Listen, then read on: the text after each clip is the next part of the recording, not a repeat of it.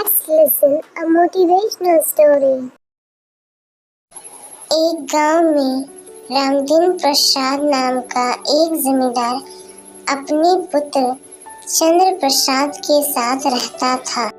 रामदीन के पास बहुत जमीन जायदाद थे, पर रामदीन का पुत्र बहुत ही बुरे स्वभाव का शराबी व्यक्ति था। उसके पिता का वह एकमात्र संतान होने के कारण वह रामदीन की संपत्तियों का अधिकारी भी था।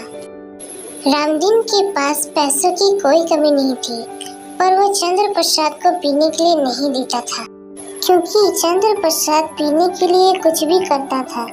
वह चोरी छुपे अपने घर की चीजों को बेचता था और उसके पैसे से शराब पीता था। वह हर दिन ऐसा ही करता था। चंद्र प्रसाद के जमींदार मित्र उसके घर और जमीनों को हड़पने के लिए कभी कभी उसे बिना पैसे के भी पिला देता था। एक दिन की बात है, चंद्र प्रसाद के जमींदार मित्र ने चंद्र प्रसाद को शराब के पैसे चुकाने के लिए कहा, लेकिन चंद्र प्रसाद के पास पैसे नहीं थे, तो उसने अपने जमीन के कागजों को गिरवी रख दिया और उसके बदले में शराब पीने लगा। रामदीन की उम्र हो चुकी थी। वो सोच रहा था कि चंद्र प्रसाद की शादी करवा दूं, ताकि वो सुधर जाए। इसलिए उसने यह बात पूरे गांव में फैला दी। उसके दूसरे ही दिन चंद्र प्रसाद फिर से शराब पीने निकल पड़ा और चंद्र प्रसाद के जमींदार मित्र ने उसे शराब पिलाने के बहाने उसके अंगूठे का निशान जमीन के कागजों पर ले लिया। इस बात से अनजान रामदीन अपने पुत्र की शादी की तैयारी कर रहा था। उसने चंद्र प्रसाद का विवाह अपने जमींदार मित्र की पुत्री रमा से कर दिया। विवाह समारोह अच्छे से बीता। अब रमा चंद्र प्रसाद के घर आ चुकी थी। 1 साल बीत चुके थे। चंद्र प्रसाद और रमा को एक पुत्र हुआ। चंद्र प्रसाद अब धीरे धीरे सुधर चुका था। दादा रामदीन ने सोचा कि चंद्र की वसीयत में उसके पुत्र का भी नाम होना चाहिए। इसलिए रामदीन अपने जमीन के कागजों को ढूंढने के लिए गया, पर वह उसे अलमारी में कहीं भी नहीं मिल रही थी। इसलिए उसने चंद्र प्रसाद से पूछा, चंद्र, मुझे जमीन के कागजात कहीं भी नहीं मिल रहे हैं। तब चंद्र प्रसाद को याद आया और उसने कहा, नशे की हालत में मैंने जमीन के कागजों को गिरवी रख दिया था।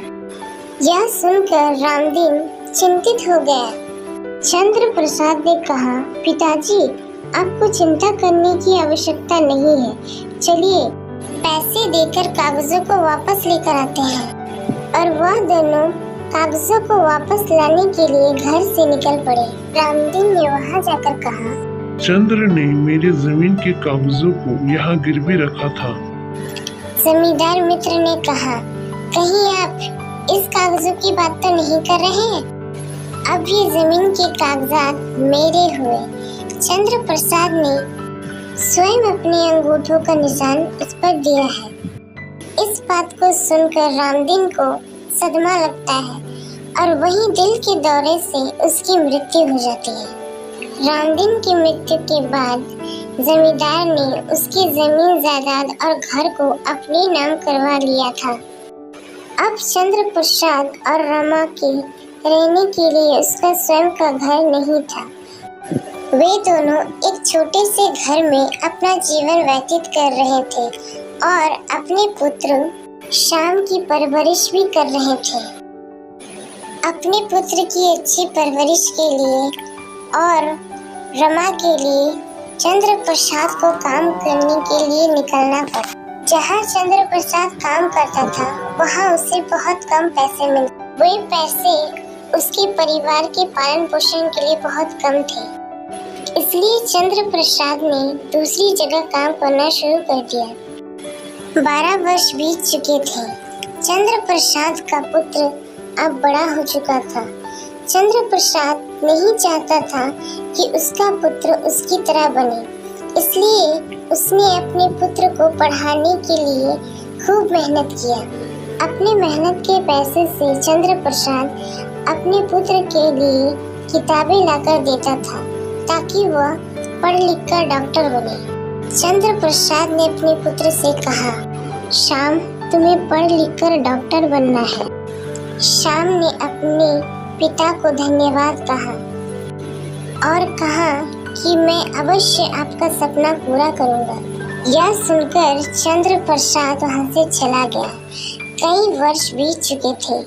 चंद्र प्रसाद ने कड़ी मेहनत करके अपने पुत्र श्याम को अच्छी शिक्षा दी और उसे एक अच्छा इंसान बनाया। चंद्र प्रसाद का पुत्र श्याम अब 25 वर्ष का हो चुका है। उसने अपने माता पिता के लिए एक बड़ा घर खरीदा है। श्याम ने अपने पिता चंद्र प्रसाद का सपना पूरा किया और एक अच्छा डॉक्टर बन गया है। आई होप आप लोग को ये स्टोरी अच्छी लगी होगी। प्लीज लाइक करें, शेयर करें और सब्सक्राइब करना ना भूलें।